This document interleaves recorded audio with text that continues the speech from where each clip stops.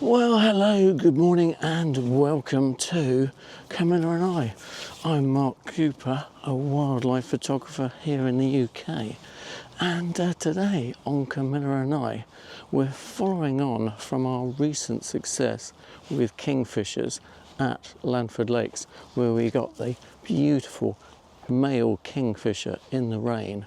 We're following up on a lead this morning that they're showing really well at Blashford Lakes.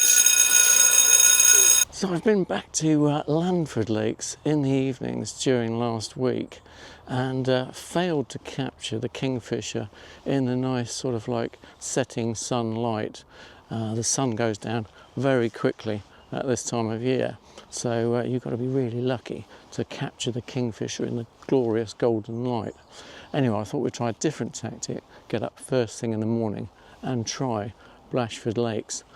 The only problem is, I think the word's got out that these kingfishers are showing well.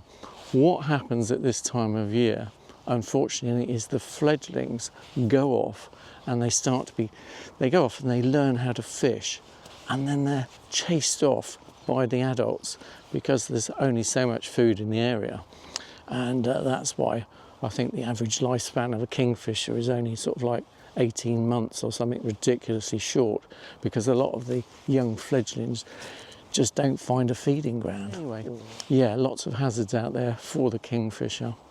Anyway, all I can say is it's like the M1, that car park. So, and it's like 7:30 in the morning. So anyway, I don't know how much I'll be able to vlog, but I'll catch you later and see if we got anything. There could just be a whole bank of photographers lined up. Okay. So Blashford Lakes is a very well run Isle of Wight and Hampshire Trust site. So it's a very well known area. The kingfishers can appear at most hides, but in particular they do normally like Ivy North, I think it is. Yeah, Ivy North, or is it South? Well, one of the two. Anyway, apparently they're not there. They're where Silt Pond, Ivy Silt Pond. So yeah, normally Ivy South Pond you go to mostly for the kingfisher, but at the moment there's a couple of young, hopefully naive kingfishers which approach photographers beautifully, and they're on Ivy Silt Pond. So anyway, we'll see. As I say, I probably can't vlog from this point onwards. So anyway, we'll see what we get. Whatever I get, I'll show you later. Okay, and yeah, catch you later. Awesome. Oh, that's promising.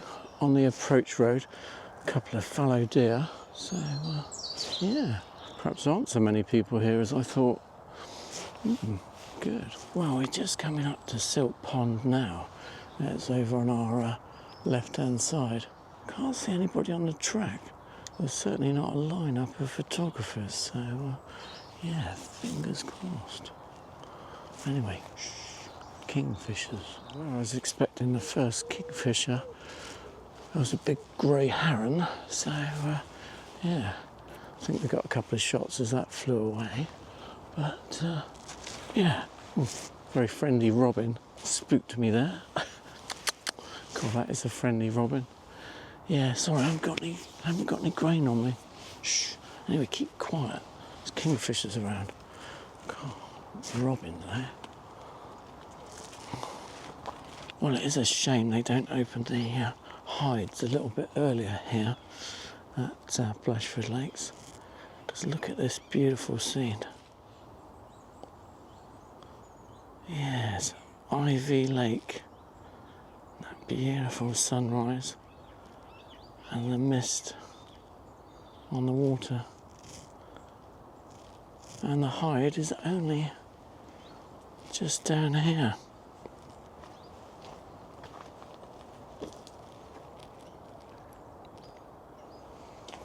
Ivy South Hide, and yeah, As the picture denotes, you often get a kingfisher sitting the other side of this hide, but it's not open. So we won't be getting any misty kingfisher shots this morning because the ivy silk pond is not covered in mist. Oh, I can hear the kingfisher though. Shh, where is that? Shh. Okay, catch you in a minute. Yeah, so apparently the kingfisher is showing well from about 8 o'clock onwards, sort of every hour, or they have been. So anyway, so we've got about another 10 minutes to wait, and there's still nobody here. I can't believe it. Shh, don't come, whatever you do. Anyway, needless to say, we've gone for reach again because we note the position. We've been to Blashford Lakes before. It's a common site. We've gone for the 600mm and the A9 III, and they already caught that rather nice heron taking off from the spot where we expect the kingfisher to be. Anyway, the spot where the kingfisher is not marvellous because there's a lot of branches. It's not that solitary branch, we can't pick it off there. So we're hoping it's going to come a bit closer and quick. I'll flip you around.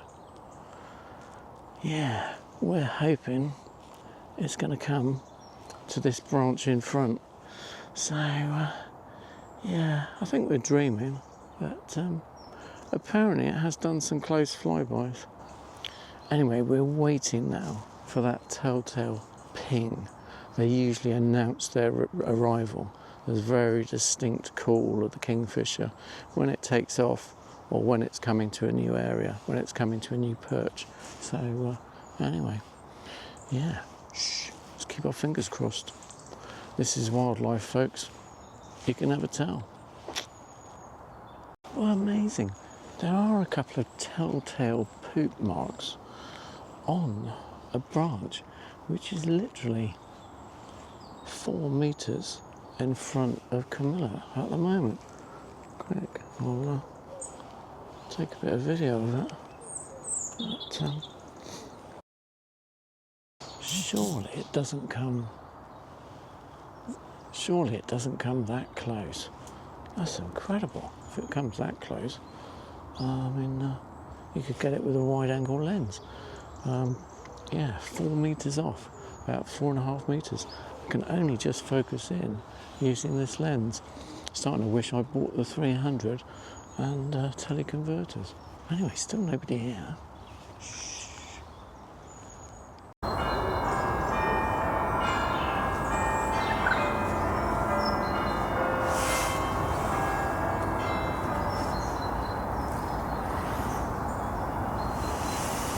Okay, just check the time. It was 5 minutes past 8.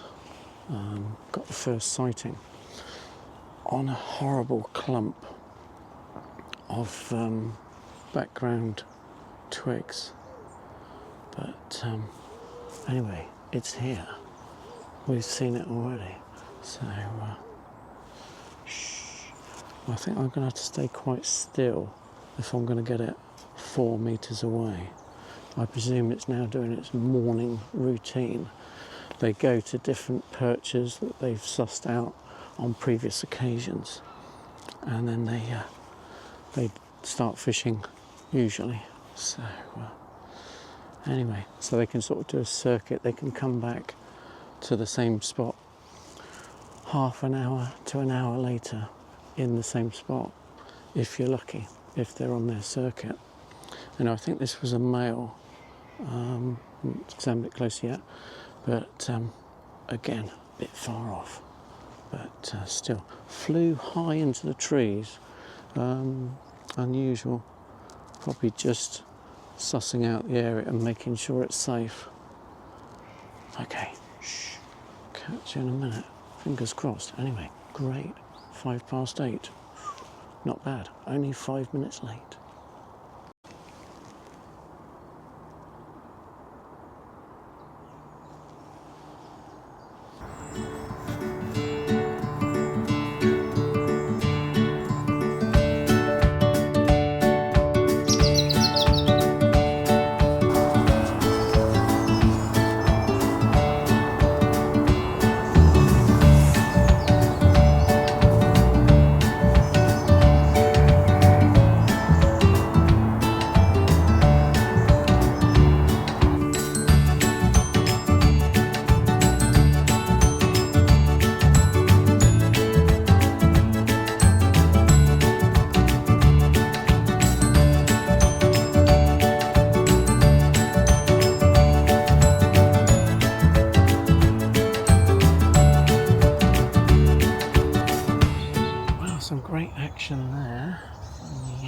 Kingfisher.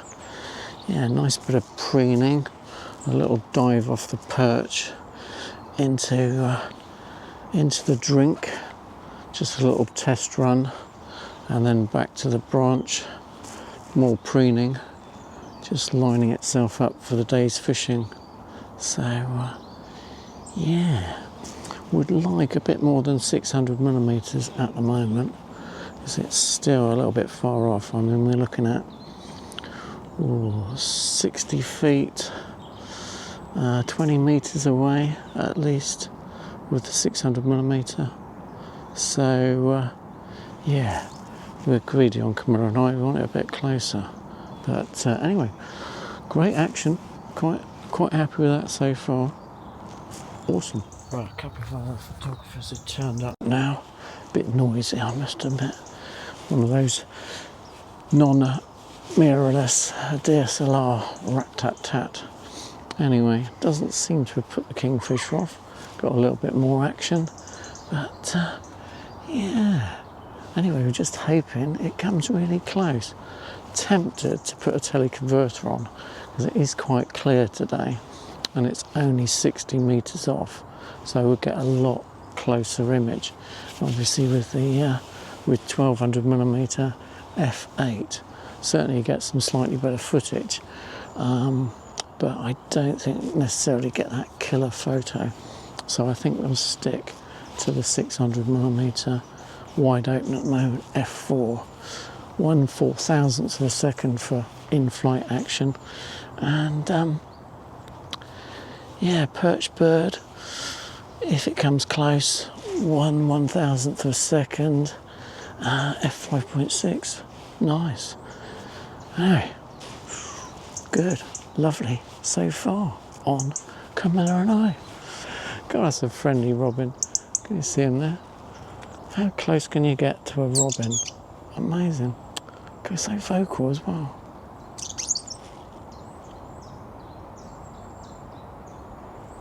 Oof, good. Yeah. Well, here we are then, Gary. Yeah. Yeah, no, yeah, totally. Just as prescribed, yeah. Yeah, as you said, it's definitely You had it on there already. Yeah. No, it's been on the on that horrible clump to start with. Yeah. And it did pose slightly on the single one, but I didn't get it on there. And then it went down here. Had it here.